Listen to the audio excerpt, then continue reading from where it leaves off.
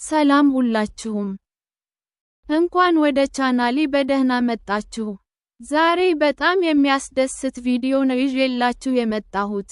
የልደት ቀንን እንዴት ማክበር እንደምንችል እናያለን።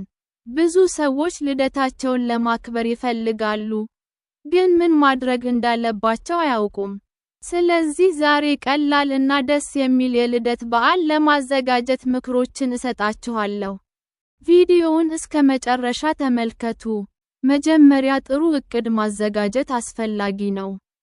የልደት ቀንህን ከመድረሱ በፊት ምን ማድረግ እንደምትፈልግ አስብ። በቤት ውስጥ ማክበር ትፈልጋለህ ወይስ ከጓደኞችህ ጋር ወደ ሬስቶራንት መሄድ ትፈልጋለህ? አንዳንድ ሰዎች ጸጥ ያለ ቀን ይፈልጋሉ፣ ሌሎች ደግሞ ትልቅ ፓርቲ ይወዳሉ።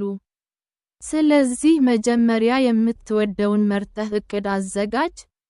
ከዚያ በኋላ ማንን መጋበዝ እንደምትፈልግ ወስን። ጓደኞችህን፣ ቤተሰቦችህን ወይም የምትወዳቸውን ሰዎች ጋብዝ። ብዙ ሰዎች በልደት ቀናቸው ብቻቸውን መሆን አይፈልጉም። ስለዚህ ከጥሩ ሰዎች ጋር ጊዜ ማሳለፍ በጣም አስፈላጊ ነው። ሰዎችን በስልክ፣ በመልእክት ወይም በሶሻል ሚዲያ መጋበዝ ትችላለህ። የልደት በዓል ያለ ምግብ እና ኬክ አይሞላም። ስለዚህ ጣፋጭ ምግብ አዘጋጅ።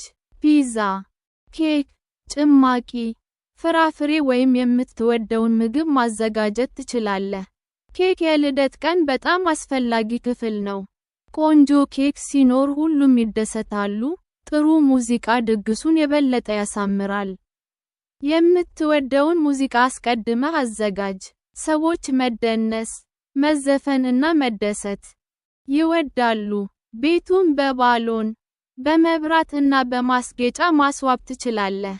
ትንሽ ማስጌጫ እንኳን ቦታውን በጣም ቆንጆ ያደርገዋል።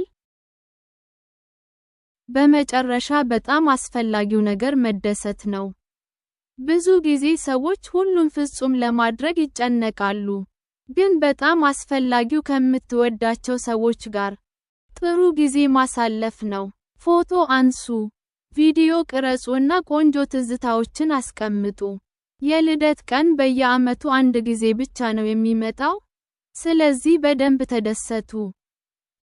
ዛሬ የልደት ቀንን እንዴት ማክበር እንደምንችል አይተናል። ቪዲዮውን ከወደዳችሁት ላይክ አድርጉ፣ ቻናሉንም ሰብስክራይብ አድርጉ። እናንተ የልደት ቀናችሁን እንዴት ታከብራላችሁ? በኮመንት ጻፉልኝ። እስከምንገናኝ ድረስ ሰላም።